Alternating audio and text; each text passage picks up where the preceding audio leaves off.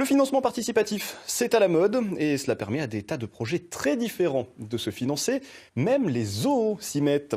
À Art-sur-Couze, le parc animalier d'Auvergne va se servir de cet outil pour financer un nouvel enclos pour ses tigres, avec un bassin pour qu'ils puissent se baigner. Brigitte Kant, Olivier Martinet.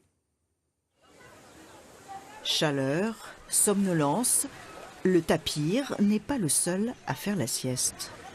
Noéa, Saphir, venez manger les copains. Là, je les ai vus, ils vont bien, mais ils sont juste pas du tout motivés à sortir, je pense.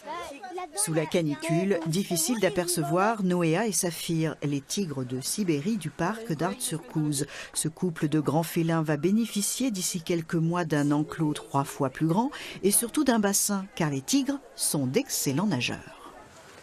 Les tigres dans le milieu naturel, ils ont besoin d'eau, ils se baignent de toute manière régulièrement. Donc c'est sûr que ça va leur faire le plus grand bien, effectivement, oui. Pour financer le bassin, le parc animalier lance une campagne de financement participatif. S'il est construit, les visiteurs auront la chance d'admirer les tigres sous l'eau à travers des hublots. Être au plus près des animaux, cela existe déjà dans l'enclos des lions. On est passé par les lions, ils dormaient juste à côté des vitres, donc on a pu les voir assez près. On a pu les voir manger aussi.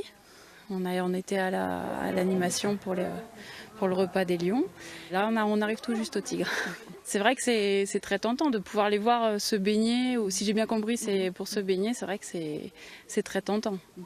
Belle surprise pour cette mère de famille, la femelle a fini par se montrer.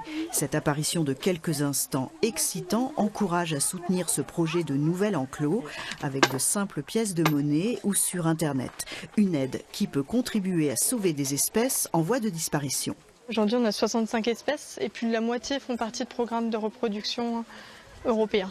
Les tigres de Sibérie font partie de ce programme, parce qu'il en reste moins de 500 à l'état naturel. Donc il est important d'en avoir dans des parcs animaliers pour faire de la reproduction et à terme pouvoir les réintroduire. Le parc auvergnat a déjà prévu d'accueillir un autre couple de tigres.